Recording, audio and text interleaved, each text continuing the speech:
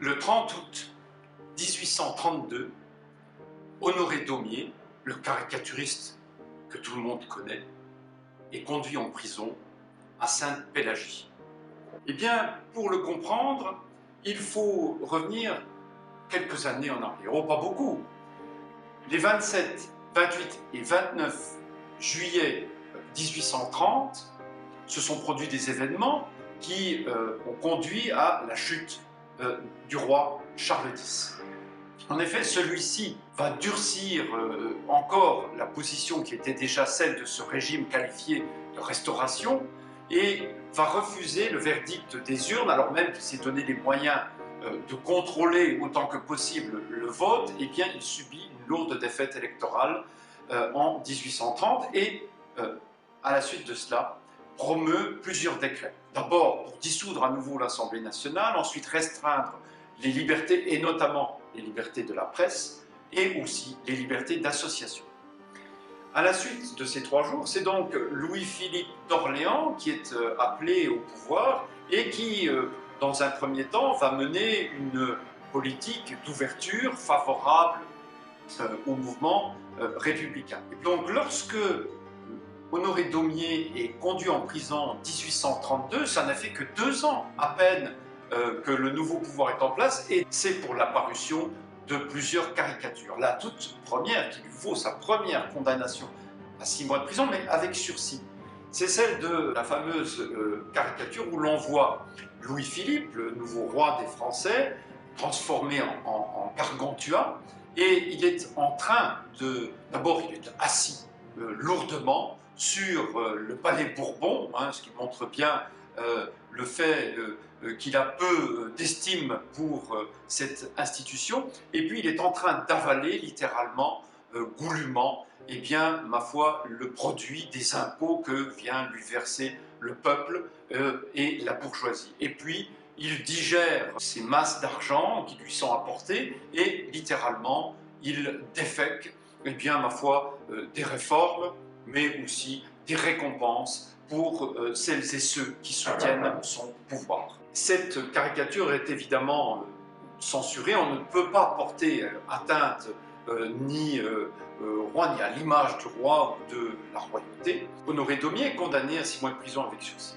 Mais il récidive. Quelques mois après, il publie une nouvelle caricature où, cette fois, on voit 3 personnages, et notamment un juge qui est en train de blanchir. Ce sont les blanchisseurs, c'est le titre de cette planche, et s'exprime en regrettant le fait que si le bleu part bien, le rouge est difficile, on dirait du rouge sang. Effectivement, c'est bien de cela dont il s'agit, et alors, à l'époque, que à peu près la moitié de la population française est illettrée, évidemment, ces caricatures qui sont non seulement diffusées dans les journaux, mais aussi affichées dans certaines vitrines, sont facilement lisibles. Honoré Daumier fait là une rencontre décisive. Il rencontre Charles Philippon, qui lui-même est caricaturiste, mais surtout Charles Philippon est un entrepreneur dans le domaine des journaux et singulièrement dans celui de la publication de lithographie. Et Charles Philippon va créer dans les années qui vont suivre plusieurs journaux, La Silhouette, La Caricature, Le Charivari, qui vont donc régulièrement imprimer et diffuser des lithographies, des caricatures, évidemment à caractère politique, en contestation ouverte avec le pouvoir. Charles Philippon est notamment l'auteur de cette célèbre caricature qui sera à de multiples reprises diffusée sous différentes formes, où l'on voit le roi Louis-Philippe caricaturé sous la forme d'une poire. Et donc, lorsque Honoré Daumier publie cette deuxième caricature, Les Blanchisseurs, eh bien, c'en est trop. Il est donc conduit en prison, et à Sainte-Pélagie, il rejoint Charles Philippon, qui lui-même a été aussi condamné lourdement. Les journaux, eux aussi, sont condamnés à payer de lourdes amendes, mais Honoré Daumier à Sainte-Pélagie, eh bien, ma foi, il redoute de rage. Il est, nous dit-il, en tout cas, plutôt content d'être là parce qu'il a sous la main tous ses amis et tout un tas de personnes qui lui demandent d'être portraiturées. Il va y rester jusqu'au début de 1833 et ensuite, à sa sortie de prison, continue son activité de caricaturiste. Mais la caricature, j'allais dire la peinture presque, la grande peinture d'histoire qui va faire en sorte qu'Honoré Daumier restera dans l'histoire, c'est celle qui va rendre compte du massacre perpétré le 15 avril 1834 au 12 de la rue Transnonain à Paris. Au début de 1834, en février, les canuts à Lyon entament leur deuxième mouvement de grève, à tel point que l'on dépêche sur place une garnison qui est conduite par le maréchal Soult et qui vient ramener bon ordre. Une répression sanglante puisqu'il y a plusieurs centaines de morts. Ce point d'orgue, c'est autour des 13 et 14 avril 1834. Le mouvement a gagné d'autres villes en province, mais c'est surtout à Paris qu'il va se développer. Et le soir du 14 avril 1834, la troupe qui est là pour ramener l'ordre, eh bien, subit des tirs, et un tir venant probablement d'une des fenêtres ou d'un soupirail du 12 rue Transnonain blesse le capitaine des soldats. Le lendemain, au petit matin, le 15 avril, la troupe pénètre à l'intérieur du 12 rue Transnonain et commet le fameux massacre. 14 habitants de cette maison connaissent une mort effroyable par balle, mais les témoins nous racontent aussi qu'il y a des morts qui sont achevés à coups de baïonnette, plusieurs qui sont égorgés sous les yeux même de leurs enfants, et en plus des morts, il y a de nombreux blessés, des enfants, des femmes, et il faut dire que cet immeuble de la rue Transnonain, c'est un immeuble dont la façade, si elle est bien ordonnée, à l'intérieur, c'est un lieu qui est surpeuplé, et il y a une cinquantaine d'habitants qui se regroupent là et qui se répartissent dans les différents étages entre des lieux de vie et des lieux de travail, puisqu'il y a là notamment des artisans en création de papier peint. C'est donc des ouvriers qui sont touchés par ce massacre, et la presse d'opposition va évidemment s'émouvoir et rendre compte de ce massacre. Quelques semaines après, Honoré Daumier va donc créer la caricature qui va le rendre célèbre comme peintre d'histoire et qui va le mettre au même niveau que d'autres artistes qui se sont rendus célèbres pour avoir peint les horreurs de la guerre, comme par exemple Goya. C'est une caricature. La présentation qu'en fait Charles Philippon dans le texte qui l'accompagne est extrêmement sobre. Comme l'œuvre en question, il s'agit, avec une économie de moyens, de rendre compte de faits réels, indiscutables. Cette fois-ci, nul besoin de grossir l'événement. On voit un homme en chemise de nuit, je vous ai dit que c'était au petit matin, et donc c'est bien aussi pour montrer le caractère inoffensif de la population qui est attaquée par ces soldats, qui a été abattu d'un coup de fusil à la tempe et qui, en glissant, a écrasé son petit enfant. On voit les gouttes de sang qui perlent de la tête de cet enfant. L'horreur est à son comble, et lorsque l'on regarde à droite, on constate que c'est un vieillard qui a été maltraité, et de l'autre côté, une femme.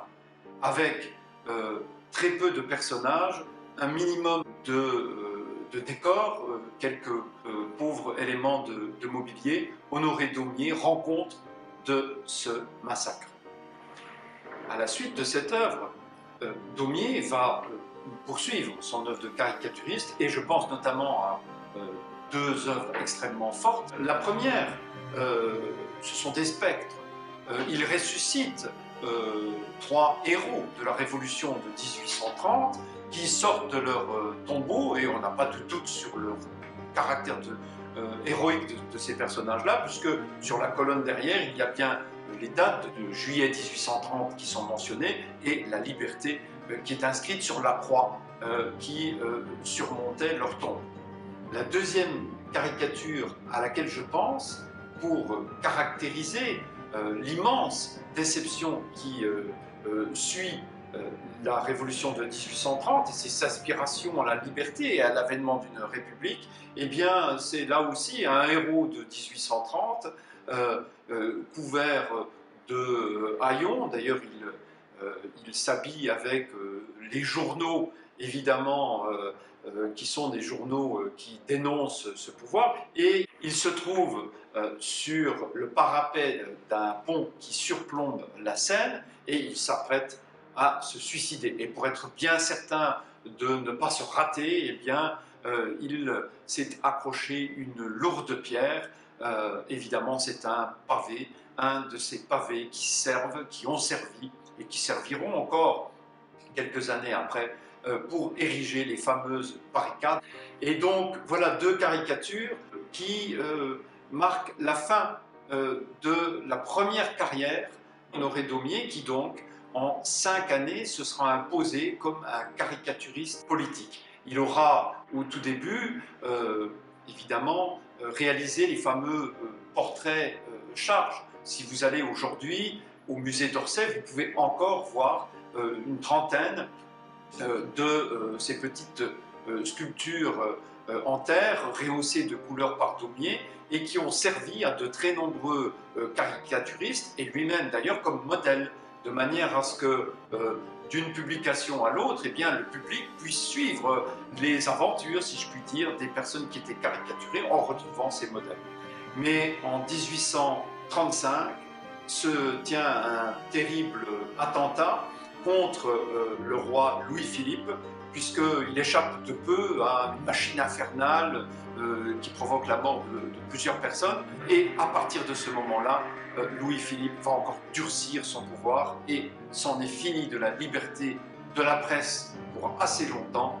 Honoré Daumier va donc se tourner vers une autre forme d'expression, toujours la caricature, mais cette fois-ci la caricature des mœurs de ses compatriotes. Et c'est pour cela qu'il est aussi aujourd'hui célèbre et célébré comme l'un des plus grands caricaturistes du 19e siècle. Mais parfois on oublie cette lithographie que je souhaitais remettre dans vos mémoires comme l'une des grandes œuvres de la peinture d'histoire, puisque c'est bien d'une peinture qu'il s'agit, même si c'est une peinture en noir et blanc. Elle redonne à la caricature ses lettres de noblesse.